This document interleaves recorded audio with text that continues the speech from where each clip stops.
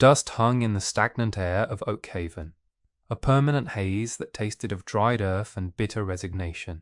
It coated the wooden boardwalks, settled into the deep lines of the townsfolk's faces, and muted the harsh afternoon sunlight into a heavy, oppressive gold. Unquote.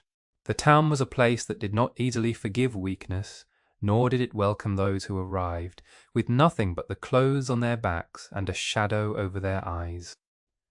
It was a settlement carved out of the unforgiving wilderness by hard men and harder women, people who viewed misfortune not as a tragedy to be pitied, but as a contagion to be avoided. On this particular Tuesday, the collective gaze of Oakhaven was fixed upon a woman who embodied the very vulnerability they so deeply despise. Linnea Song stood at the center of the dusty thoroughfare, her posture perfectly straight despite the exhaustion that threatened to pull her to the ground. She was a woman of quiet, undeniable dignity, dressed in a morning gown of faded black bombazine that had been meticulously mended at the cuffs and hem. Her dark hair was pulled back into a severe practical knot at the nape of her neck, offering no distraction from the striking porcelain stillness of her face. But it was her eyes that drew the stares, the whispers, the cruel judgments. They were a milky, clouded white, completely devoid of sight, rendering the chaotic world around her into a canvas of sounds, smells, and tactile sensations. She was a recent widow, having lost her husband to a sudden violent fever just weeks after their arrival in the territory, leaving her stranded in a place that viewed her existence as an inconvenient burden. A heavy leather trunk, the sum total of her worldly possessions, sat in the dirt at her feet. It had been unceremoniously dropped there by the proprietor of the local boarding house, a man who had decided that a blind widow with dwindling funds was no longer a profitable tenant. The dull thud of the trunk hitting the ground had echoed like a gavel striking a block, signaling her formal eviction into the unforgiving street. Linnea did not weep. She did not cry out for assistance. She simply stood with her hands folded neatly in front of her, chin raised slightly, listening to the murmurs of the crowd that had gathered on the periphery to witness her humiliation. She could hear the rustle of stiff skirts, the scuff of leather boots against the dry earth, and the low, judgment-laced whispers of people who found entertainment in the ruin of a stranger. Through the cacophony of the street, one voice cut through with practiced, oily smoothness. It was a voice that belonged to a man who smiled too often and meant it too little. Josiah Vance, the town's primary merchant, banker, and self-appointed arbiter of morality, stepped down from the pristine boardwalk in front of his emporium. The heavy thud of his polished boots announced his approach before he even spoke. Vance was a man who traded in leverage, a predator draped in the respectable broadcloth of a pillar of the community. He had built his fortune by offering loans at ruinous rates to desperate homesteaders and foreclosing with a heavy heart and a greedy hand. "Mrs. Song," Vance began, his tone dripping with a manufactured sympathy that made Linnea's skin crawl. "This is a truly unfortunate spectacle, a woman of your condition left out in the elements. It breaks the heart, it truly does. But as I explained to your late husband, the debts incurred for your passage and provisions were substantial. And without him here to labor against that ledger, I am afraid the note has come due." Linnea turned her face precisely toward the source of the sound. She had mapped the topography of his voice during their brief, unpleasant interactions over the past weeks. She knew the way his breathing hitched slightly when he was preparing to lie, the way his syllables stretched when he felt he held the upper hand. "Mr. Vance," she replied, her voice a quiet, steady bell in the dusty air. "My husband's ledger was balanced before the fever took him. I kept the accounts myself. The goods we purchased were paid for with the silver he brought from the coast." A ripple of uncomfortable amusement passed through the gathered onlookers. The idea of a blind woman keeping accounts was, to their narrow minds, a stubborn, pathetic joke. Vance chuckled, a wet, condescending sound. "My dear woman, Grief has clearly clouded your memory as thoroughly as illness has clouded your eyes. The ledger at the mercantile tells a very different story, a story of unpaid credit. I am well within my rights to seize that trunk and its contents as partial collateral against your outstanding debt. It is the law, harsh as it may seem. He signaled to two of his hired men, broad-shouldered enforcers, who spent their days hauling freight and their nights intimidating those who owed Vance money. Linnea heard their heavy dragging steps approaching. She tightened her grip on the small woven reticule that hung from her wrist, her mind racing through the limited bleak options available to her. She could not fight them physically, she could not flee. She was effectively trapped in a cage built of her own darkness and the town's apathy. From the shadows of the livery stable awning, a solitary figure watched the scene unfold. Silas Thorne leaned against a weathered wooden post, his arms crossed over his chest, a battered Stetson pulled low over his eyes. He was a man carved from the very granite of the surrounding mountains, tall, broad, and weathered by years of solitary labor and silent grief. The town of Oakhaven gave Silas a wide berth, their respect for him deeply tangled with a lingering, superstitious fear. 5 years ago, he had shot and killed the man in the center of this very street. The man had been a drunken drifter who had drawn a knife on Silas's late wife, Sarah. Silas had acted with cold, immediate precision, but the town, always hungry for a monster, had whispered that he had enjoyed it too much, that his eyes had been too dead when he pulled the trigger. They called him a killer, a dangerous recluse who lived out on the edge of the dark woods, speaking to no one, asking nothing of the community.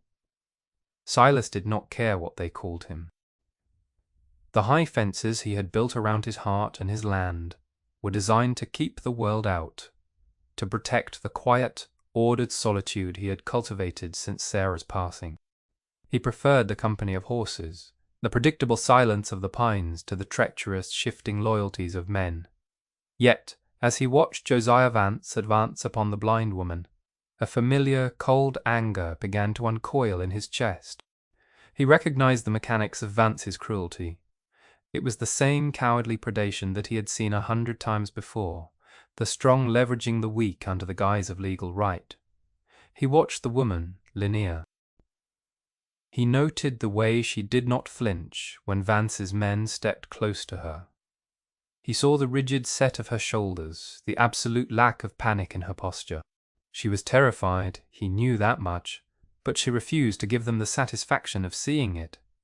There was a quiet, unyielding iron in her spine that commanded a begrudging respect from the solitary rancher. Grief moved like weather, Silas knew, washing over a person in unpredictable storms. But this woman was standing in the downpour without an umbrella, refusing to shiver.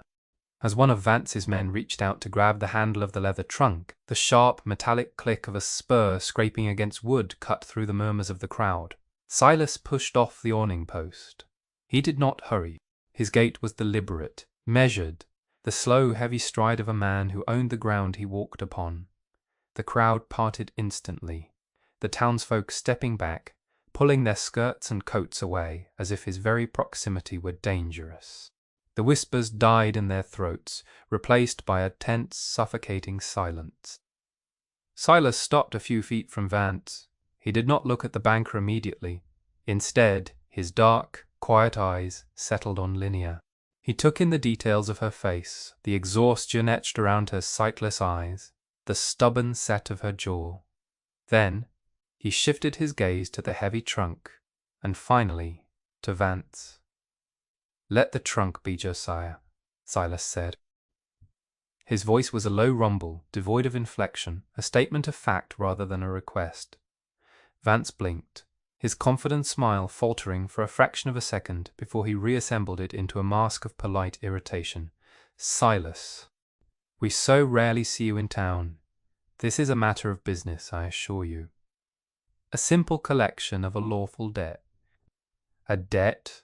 Silas repeated, the word tasting like ash in his mouth. "How much?" Vance bristled, insulted by the directness. "That is hardly your concern, Mr. Thorne. It is a private matter between my ledger and the estate of the late Mr. Song."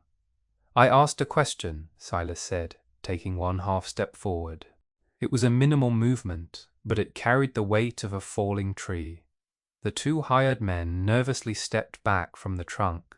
"How much does she supposedly owe you?" Vance's eyes darted toward the crowd, seeking support, but finding only fearful faces averting their gaze. He cleared his throat, adjusting the lapels of his coat. $30. 4 provisions, extended boarding fees, and the cost of the burial plot. It was an exorbitant sum, a fabricated number designed to ensure Linnea could never pay it. Silas knew it, Vance knew it. Linnea, turning her head slightly toward the new voice, knew it as well. Silas reached into the deep pocket of his canvas coat and retrieved a small, heavy leather pouch. He unfastened the rawhide string and extracted 3 $10 gold eagles. He did not hand them to Vance. He tossed them into the dust at the banker's feet. They landed with a dull, heavy thud, kicking up small plumes of dirt. "The debt is paid," Silas said, his voice flat. "The trunk belongs to her." Vance stared at the gold in the dirt, his face flushing a deep, mottled red. He was caught between the indignity of bending to pick up the coins and the greed that demanded he take them. Greed won. He gestured sharply to one of his men, who hastily scrambled to retrieve the gold. Vance straightened up, trying to salvage his shattered authority. "A surprisingly charitable gesture from a man with your reputation, Silas. But paying her debt does not solve her fundamental problem. She is blind, destitute, and alone. You have bought her a trunk full of rags, but she still has nowhere to sleep." Silas ignored Vance completely. He turned to Linnea. He studied her for a long moment, watching the way she processed the sudden shift in her circumstances. She did not look relieved. She looked wary, her head tilted slightly, analyzing the deep timbre of his voice, weighing the potential danger of her rescuer. "My name is Silas Thorne," he said, speaking directly to her for the first time. He kept his voice steady, avoiding any sudden movements that might startle her. "I have a ranch about 3 miles outside of town. The house is large. It has been neglected since my wife passed. The floors need sweeping, the hearth needs tending, and the ledgers are a mess. I need a housekeeper and someone to balance the books. I offer room, board, and a small wage in exchange for the work." The crowd gasped collectively. A solitary, dangerous man taking a blind widow out to his remote cabin. It was a scandal, an outrage, a confirmation of his dark nature. Vance let out a sharp, incredulous laugh. "A housekeeper! She is blind, man. She cannot see to sweep a floor, let alone read a ledger. You are making a fool of yourself and making a mockery of decency." Linnea turned her face towards Silas. Her mind was working rapidly, calculating the risks. She was well aware of what a man offering shelter to a destitute woman usually expected in return. But the voice of Silas Thorne lacked the oily, grasping quality of Josiah Vance. It was rough, like unpolished stone, and entirely devoid of expectation. It was a transactional offer, plain and practical. "You require bookkeeping, Mr. Thorne?" she asked, her voice calm and precise. "I cannot read ink on paper. But if you read the numbers aloud, I can calculate them in my head faster than any clerk in this town, and I can mend clothes by touch and cook if the kitchen is arranged to my memory." "That will suffice," Silas said. He did not offer pity, nor did he ask for gratitude. He simply offered a solution to a problem. "Then I accept your terms," Linnea said. Silas nodded, though she could not see it. He stepped forward and gripped the thick leather handle of her trunk, lifting it easily onto his broad shoulder. "My wagon is at the livery. I have to pick up supplies. Wait for me by the stable doors." "I do not know the way," she stated simply, devoid of embarrassment. Silas paused. He looked at the vast empty space between them, the physical distance that mirrored the emotional gulf he kept between himself and the rest of humanity. Slowly, deliberately, He extended his free arm, offering his elbow. "Take my arm, Mrs. Song." Linnea hesitated for only a fraction of a second before reaching out. Her small, delicate hand, calloused from years of needlework and labor, found the rough canvas of his sleeve. She gripped his forearm, lightly. The contact sent a strange, unfamiliar jolt through Silas's system, a sudden intrusion of warmth into his long, cold world. He guided her through the silent, staring crowd, his physical presence acting as a shield against their judgment.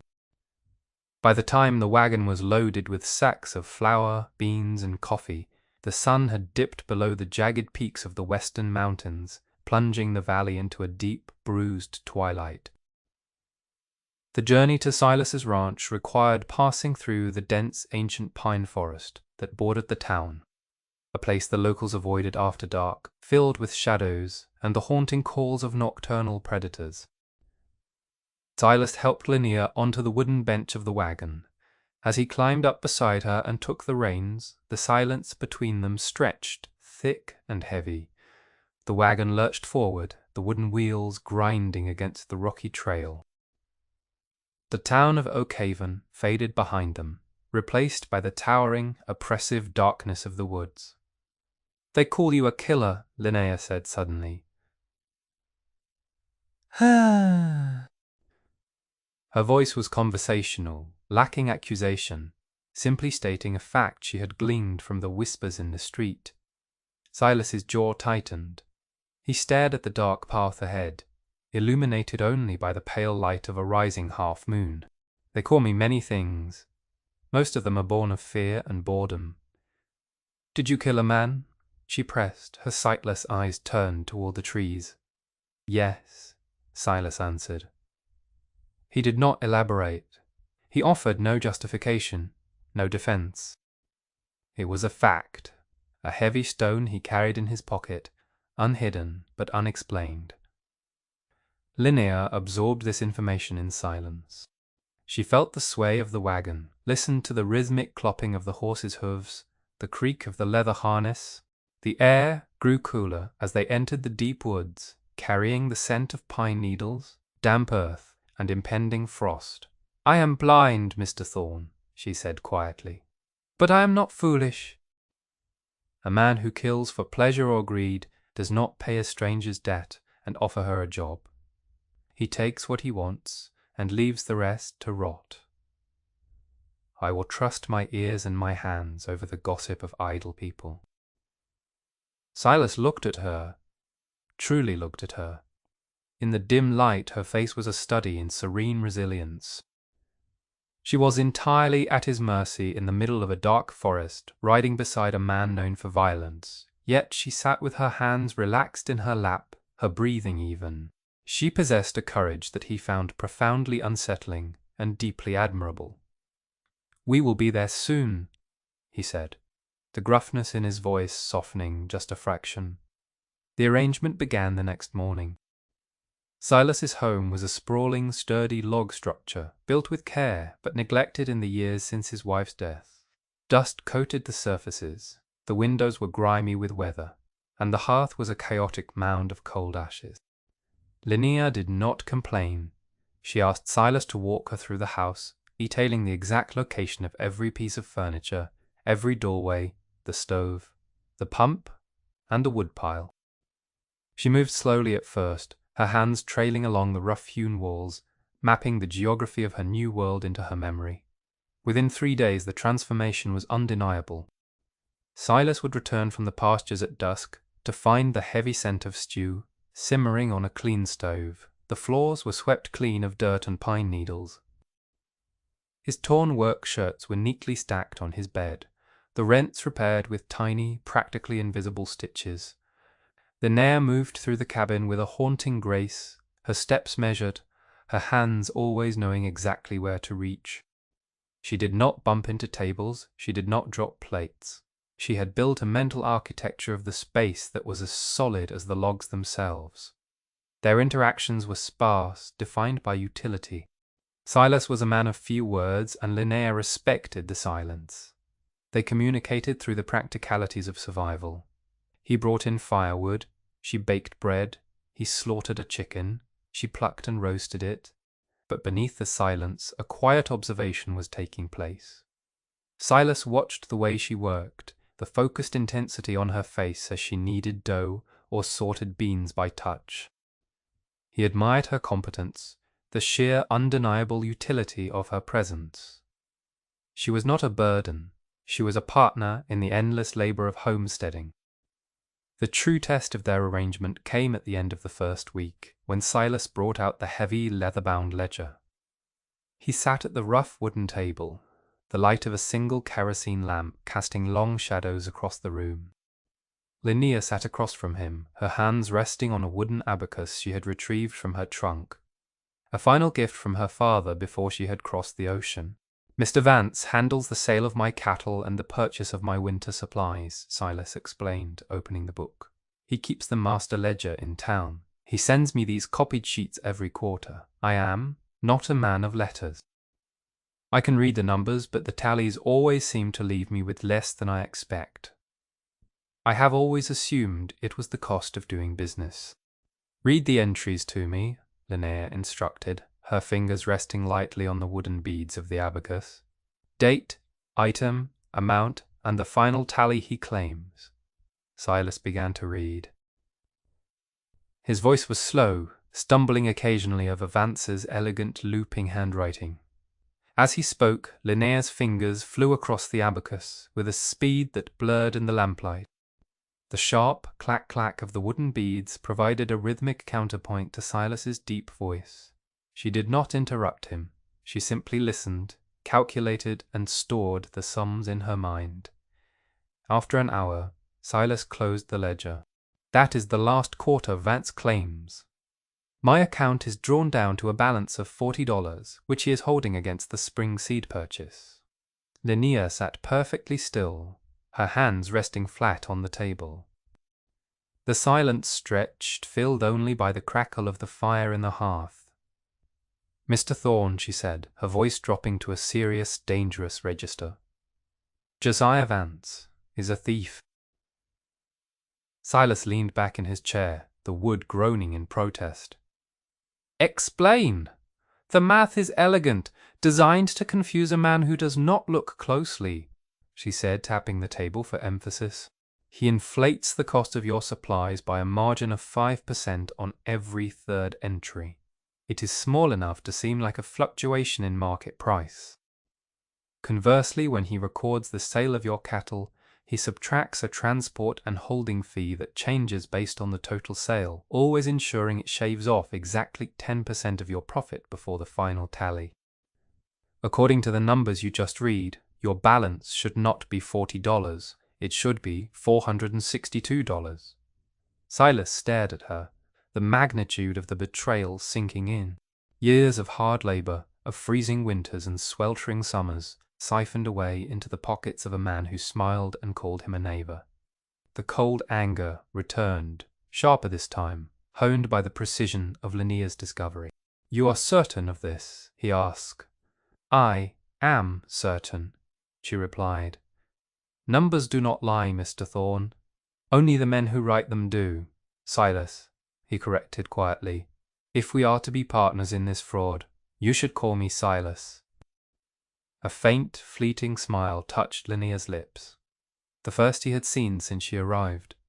"Silas, we must confront him, but we must do it carefully. A man like Vance will have protected himself." "I will handle Vance," Silas said, the killer's reputation suddenly very present in the set of his shoulders. "No!"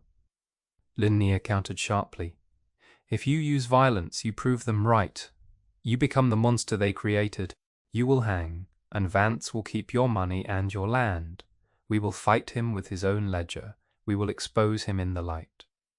The realization that Linnea was untangling his web of deceit did not take long to reach Josiah Vance. The town was small, and the clerks at the mercantile noticed when Silas Thorne stopped buying supplies on credit and started paying in hard currency he had acquired by selling a small herd of horses to a neighboring ranch, bypassing Vance entirely. Vance was a man who thrived on control. and the idea that the blind widow he had discarded was now arming the dangerous recluse with financial independence was intolerable. The external threat materialized on a Tuesday, exactly 1 month after Linnea's arrival. Silas was out in the far pasture, repairing a section of fence that had been brought down by a falling branch. Linnea was alone in the cabin, kneading dough at the heavy wooden table, the rhythmic motion a soothing anchor in her dark world. She heard the horses approach before they crested the ridge. The heavy, uncoordinated thud of multiple riders, the jingle of cheap tack, the loud, boastful voices of men who felt brave in a group. She wiped the flour from her hands, her heart accelerating.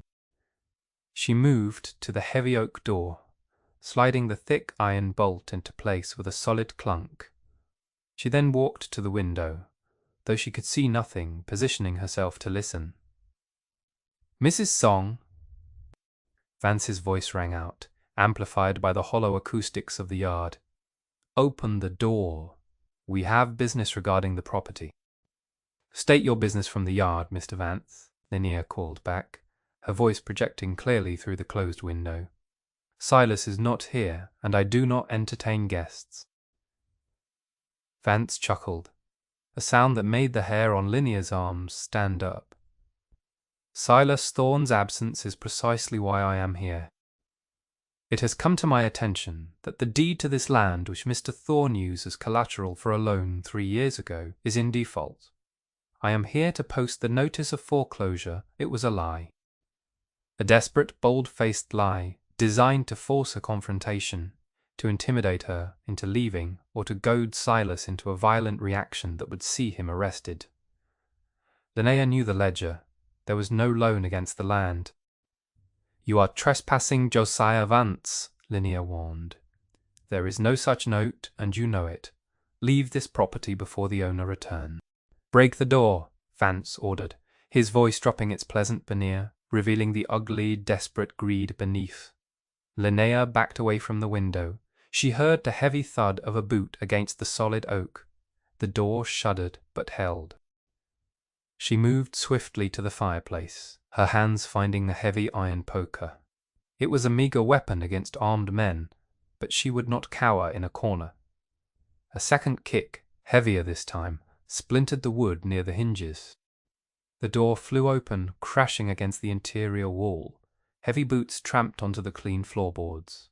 Linnea stood in the center of the room, the iron poker raised, her sightless eyes fixed forward. "Well, well," Vance sneered, stepping into the cabin. "The blind bird tries to show her talons. It is a pity, Mrs. Song. You could have stayed in town, relied on the charity of the church. Instead, you chose to align yourself with a murderer. Now you will burn with him." "What are you doing?" Linnea demanded, catching the sudden sharp scent of kerosene. "A tragic accident," Vance said casually. "A neglected stove, a blind woman left alone. The cabin caught fire. Mr. Thorne will be devastated to lose his home, and without a home, the bank will gladly take the land off his hands for a fraction of its value." The crucible moment ignited with the strike of a match. Linnea heard the sudden whoosh of flames catching the kerosene that had been splashed across the wooden walls near the door. The heat was instantaneous, a physical war pushing against her face. Panic, sharp and metallic, tasted like blood in her mouth. She could not see the flames, but she could hear them crackling, devouring the dry logs with terrifying speed. "Let's go," Vance muttered to his men. The heavy footsteps retreated, leaving Linnea trapped in the burning room. She coughed as the thick, acrid smoke began to fill the cabin. Her spatial memory, the mental map she had so carefully constructed, was her only lifeline. She dropped the poker and dropped to her hands and knees where the air was slightly clearer. She crawled toward the rear of the cabin, navigating by the familiar grain of the floorboards beneath her palms. She found the edge of the bed, rounded it, and reached for the small, heavy wooden box tucked beneath it, the box containing Silas's true ledgers and the meager savings they had accumulated. She dragged it out, clutching it to her chest. The roar of the fire was deafening now, drowning out all other sounds. The heat was blistering, singeing the edges of her dress. She turned toward the back door, located off the small pantry. She crawled, her lungs burning, her eyes tearing uselessly. She found the door latch, hauled herself up, and threw her weight against the wood. It burst open and she spilled out into the cool, fresh air of the backyard, gasping violently, clutching the box. Silas had seen the smoke from the ridge. It was a thick black pillar rising into the clear blue sky, a beacon of disaster. He rode his horse to the point of exhaustion, abandoning the animal at the edge of the yard and sprinting toward the inferno. The front of the cabin was fully engulfed, flames licking at the roofline. "Linnea!" Silas roared, his voice tearing from his throat with a raw, desperate panic he had not felt since Sarah died. "Be!" He threw his arm over his face, preparing to charge into the burning structure, ready to tear the burning logs apart with his bare hands if he had to. "Silas, I am here." He spun around. Through the swirling smoke, he saw her sitting on the grass near the tree line, her face blackened with soot, her dress scorched, clutching a wooden box to her chest. Silas ran to her, dropping to his knees in the dirt. He reached out his large, calloused hands, hovering over her, afraid to touch, afraid she was an illusion. "Are you hurt?" he demanded, his voice shaking. "Linnea, are you burned?" "I am ho!" she coughed, reaching out. Her hand found his arm and she gripped it tightly. "They set the fire, Silas, Vance and his men. He claimed he had a foreclosure note, but it was a lie to cover the arson. I saved the ledgers." Silas looked at the burning cabin, the home he had built, the shell he had hidden inside for 5 years, turning to ash. He should have felt devastated, but as he looked back at the woman beside him, soot-stained and clutching the evidence of their survival, he felt only a profound, terrifying clarity. The high fences were gone. The fire had burned them down, leaving him exposed, vulnerable, and entirely focused on the woman who had navigated the flames to save his future. He carefully took the box from her hands, setting it aside, and then did something he had not done in half a decade. He pulled her into his arms. It was not a romantic embrace, it was a fierce protective hold, burying his face in her soot-smelling hair. Linnea stiffened for a moment, surprised by the sudden physical contact, and then slowly relaxed against his broad chest, her own trembling finally breaking through her rigid control. "I thought I lost you," Silas whispered, the words a raw confession ripped from the deepest part of his chest. "I saw the smoke, and I thought the world had decided to take everything from me again." Linnea leaned back slightly, her hands finding his face. She traced the harsh lines of his jaw, the deep grooves around his mouth, feeling the tension vibrating through his muscles. "The world is cruel, Silas, but it did not take me today. I am stronger than a coward's fire." They sat in the dirt, watching the cabin burn to its foundations. In the aftermath, as the flames died down to glowing embers, they shared a moment of profound vulnerability. Silas spoke of Sarah not as a saint to be mourned, but as a woman who had loved the mountains, whose death had left a silence he had tried to fill with isolation. He spoke of the man he killed, the cold necessity of it, and the heavy burden of the town's judgment. Linnea listened, her hands resting in his, and spoke of her husband, a kind man broken by the harshness of the frontier and the terrifying darkness that had descended upon her when her sight failed, a darkness she had learned to navigate alone. "You are not alone in the dark anymore," Silas said quietly, his thumb brushing a streak of soot from her cheek. "Neither are you," she replied. The resolution of their conflict required one final public act. The next morning, Silas and Linnea rode into Oakhaven in the borrowed wagon of a neighboring rancher. They did not go to the sheriff. The law in Oakhaven was heavily influenced by Vance's money. They went directly to the mercantile. It was midday, the street crowded with shoppers and loiterers. Silas stopped the wagon directly in front of Vance's store. He stepped down, lifting Linnea to the boardwalk. He carried the heavy wooden box under one arm. Together, they walked through the double doors of the emporium. The interior was cool and smelled of coffee beans and oiled leather. Josiah Vance stood behind the main counter, finalizing a transaction with the town's doctor. When Vance looked up and saw Silas Thorne standing there, unburned and accompanied by the blind widow, the color drained entirely from his face. The ledger he was holding slipped from his fingers, hitting the counter with a loud smack. "Mr. Vance," Silas said, his voice carrying clearly through the sudden silence of the store. The customers froze, turning to watch the confrontation. "Thorne," Vance stammered, taking a step back, his eyes darting toward the back room where his hired men usually rested. I heard there was a fire at your property. A tragic accident." "It was no accident, Josiah. And you know it," Silas stated, stepping up to the counter. He slammed the wooden box down. "But we are not here to discuss arson.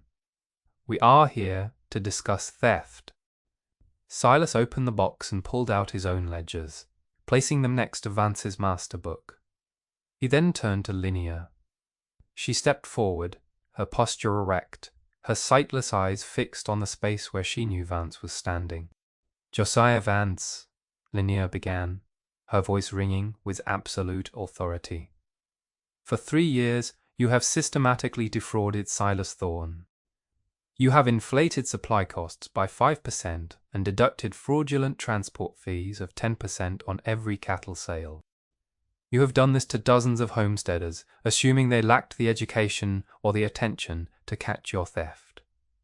"This is outrage," Vance sputtered, attempting to muster indignation. "The ravings of a blind woman and a known killer." "Sheriff! Someone fetch the sheriff! Fetch him!" Silas rumbled, scanning the crowd. "Let him look at the books. Mrs. Song has memorized every entry, every discrepancy. She can recite them to anyone who cares to listen. And when she is done with my ledger, perhaps she will ask to hear yours." He pointed a massive finger at a local farmer in the crowd. "Or yours, Miller." The crowd shifted uneasily. Suspicion, long dormant, began to awaken. Vance's predatory practices were an open secret, but no one had ever dared to challenge him with proof. "You have no proof," Vance shrieked, panic setting in. "Just a woman's word against a pillar of the community." "The proof is in the ink, Mr. Vance," Linnea said coldly.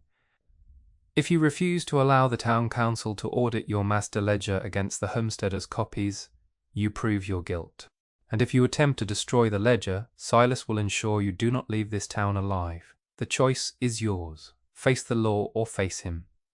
Vance looked at Silas, seeing the cold, unyielding promise of violence in the rancher's eyes. He looked at the crowd, seeing the shifting tide of public opinion, the sudden realization that they had all been bled dry by the man behind the counter. The banker's shoulders slumped. His power, built on intimidation and lies, crumbled in the face of absolute, undeniable truth.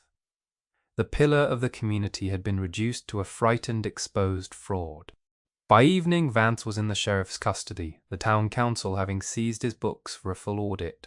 Silas and Linnea stood on the boardwalk, the setting sun casting long golden shadows across the dusty street. The town of Oakhaven, which had once looked upon them with fear and disdain, now offered them a wide, respectful berth. Silas turned to Linnea. The external threat was neutralized, the thief exposed, but the most important task remained. He reached out and took her hand.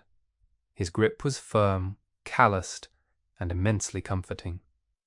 "The cabin is gone," Silas said, his voice low. "We will have to live in the barn while I rebuild. It will take time. It will be hard work." "I am not afraid of hard work, Silas," Linnea replied. "I know," he said. He paused, struggling to find the words. He was not a poet, he was a man of the earth. "When I brought you out to the ranch, I offered you a job, an arrangement. I needed a housekeeper, and you needed shelter. But the fire changed things. I watched you walk out of the smoke, and I realized I don't want a housekeeper. Linnea's breath caught slightly, her sightless eyes widening. I want a partner, Silas continued, his voice steady, anchored in absolute certainty. I want someone to help me rebuild the house, not just sweep the floors. I want someone to sit on the porch with me when the day is done. I am asking you to stay, Linnea, not as a hired hand, but as my wife. The proposal was plain, devoid of flowery romance, but it was the most beautiful thing Linnea had ever heard. It was an offer of equality, of shared burdens and shared triumphs. It was an acknowledgement of her worth, not in spite of her blindness, but encompassing it completely. She squeezed his hand, a slow, radiant smile breaking across her face. A partnership requires trust, Silas Thorne. You trust me to handle the ledgers, and I trust you to build the walls. I accept your terms. 14 months later, the scars of the fire had been entirely erased from the landscape. A new house stood on the foundation of the old, larger, and sturdier, built from fresh pine that still smelled sharply of sap in the warm afternoon sun. The ranch was thriving. The money recovered from Vance's fraud had allowed Silas to expand his herd and purchase new equipment. The town of Oakhaven, having witnessed the quiet dignity and undeniable competence of the couple, had completely reversed its opinion. Silas was no longer the dangerous recluse. He was a respected landowner. Linnea was no longer the helpless blind widow.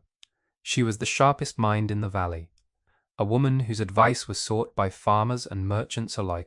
The sun was beginning its slow descent behind the jagged peaks, painting the sky in vibrant shades of bruised purple and fiery orange.